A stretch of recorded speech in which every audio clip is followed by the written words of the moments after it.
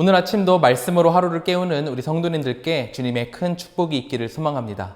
오늘의 말씀은 마가복음 6장 30절부터 44절의 말씀입니다. 우리 함께 봉독하도록 하겠습니다.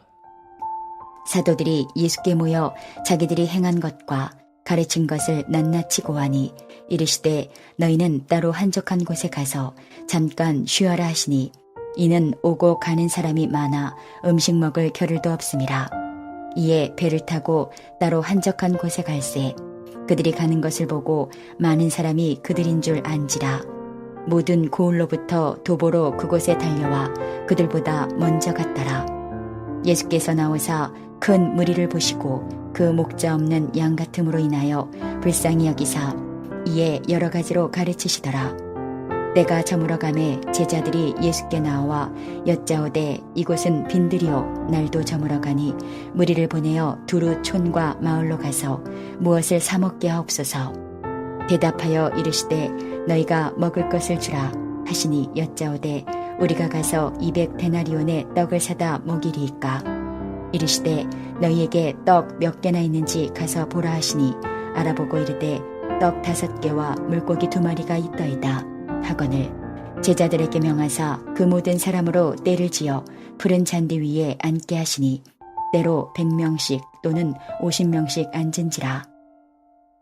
예수께서 떡 5개와 물고기 2마리를 가지사 하늘을 우러러 축사하시고 떡을 떼어 제자들에게 주어 사람들에게 나누어 주게 하시고 또 물고기 2마리도 모든 사람에게 나누심에 다 배불리 먹고 남은 떡 조각과 물고기를 12바구니에 차게 거두었으며 떡을 먹은 남자는 5,000명이었더라.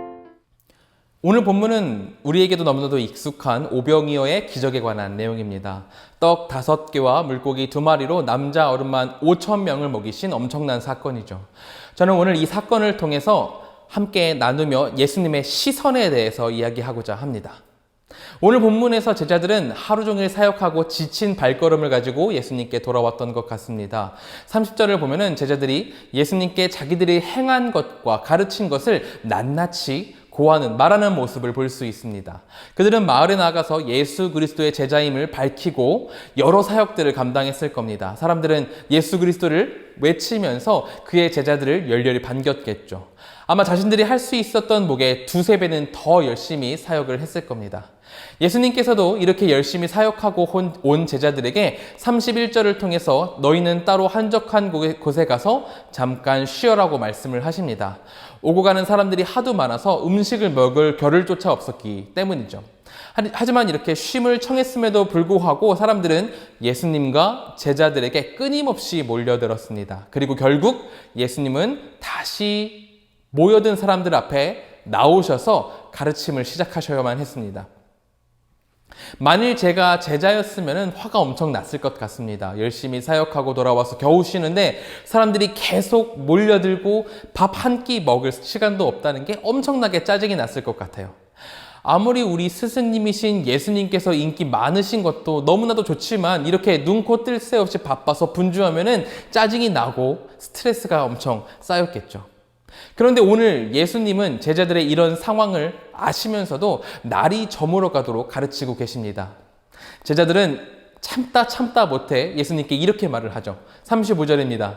때가 저물어 가매 제자들이 예수께 나와 여짜오되 이곳은 빈들이요 날이 저물어 가니 무리를 보내어 두루 촌과 마을로 가서 무엇을 사 먹게 하소서. 제가 제자들의 말을 간단하게 요약해 보면은 이겁니다. 예수님, 지금 날도 다 저물어 가는데 저 사람들 빨리 보내고 쉬시죠.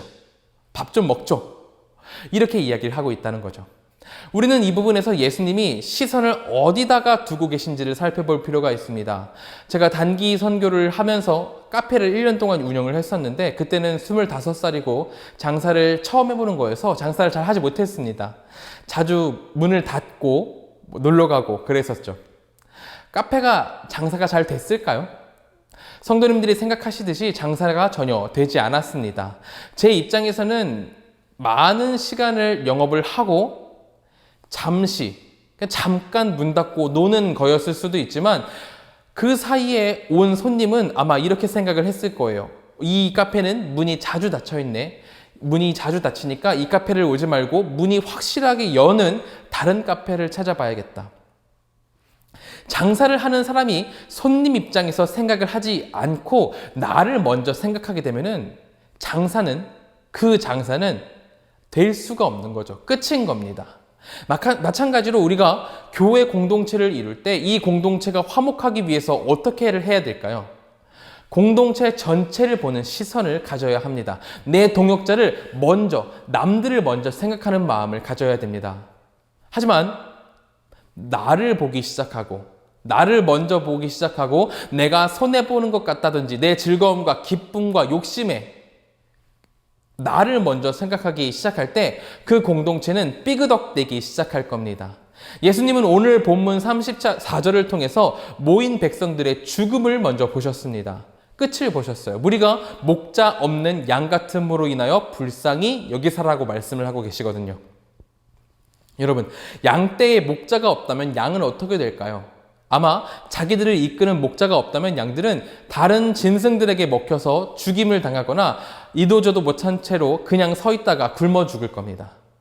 예수님은 모인 무리에게 하나님 나라를 전하지 않으면 죽을 것이라는 궁휼한 마음이 생기셨던 거예요. 그렇기 때문에 나의 쉬는 것, 나의 먹는 것을 포기하시며 먼저 이 사람들을 가르치기 시작하신 거죠.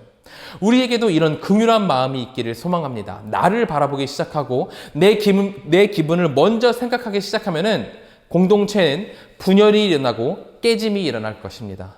예수님의 시선으로 동역자들을 먼저 생각하는 긍휼함을 갖기를 소망합니다.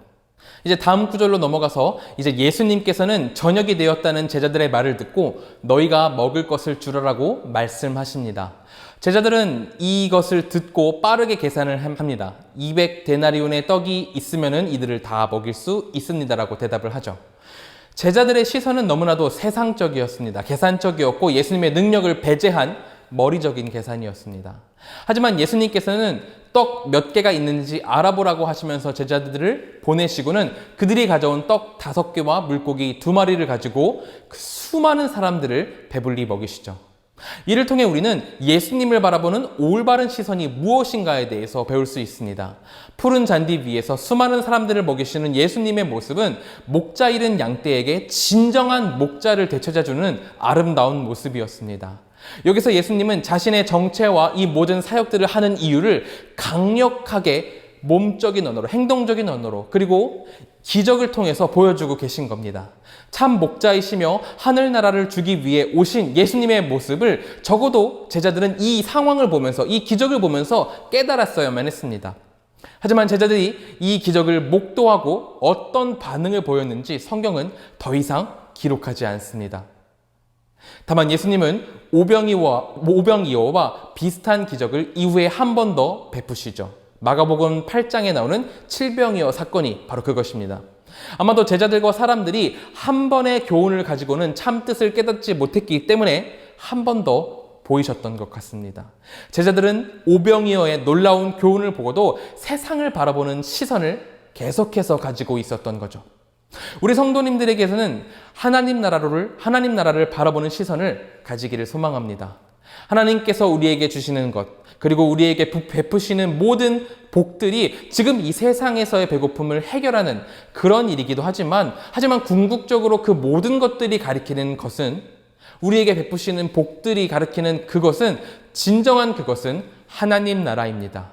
그러므로 말씀으로 깨우는 이 아침, 하나님 나라에 대한 소망을 가지고 우리의 배고픔을 채우시고 동시에 하나님 나라를 바라게 하시는 하나님께 감사하며 나아가길 소망합니다. 그것이 우리 그리스도인의 참 시선이며 참 목적일 겁니다. 우리 성도님들 하나님 나라, 오직 하나님 나라를 바라보며 그 믿음을 가지고 나아가는 하루가 되기를 소망합니다. 기도하겠습니다. 우리 이 시간 함께 기도하실 때에는 예수님을 통해 하나님 나라를 바라보는 참 시선을 가지길 소망합니다. 하나님 도우시옵소서라고 기도했으면 좋겠습니다. 두 번째로는 코로나가 계속해서 매일 100명 이상씩 일어나고 있는데 하나님 이 코로나를 속히 완화되도록 인도해 주시옵소서라고 하나님께 기도했으면 좋겠습니다.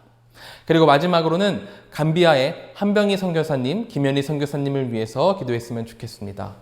코로나19 상황 이후 영혼들이 더욱 주님을 간절히 찾으며 나아갈 수 있는 기회가 되도록 기도해 주시고, 캠브제 열린문 교회와 남바이 교회에 담임 사역자들이 잘 세워지도록 기도해 주셨으면 좋겠습니다. 그리고 레지던트로 근무하고 있는 둘째 딸인 가람 자매님이 주님의 인도 가운데 건강하게 맡겨진 일을 잘 감당할 수 있도록 같이 기도해 주셨으면 좋겠습니다.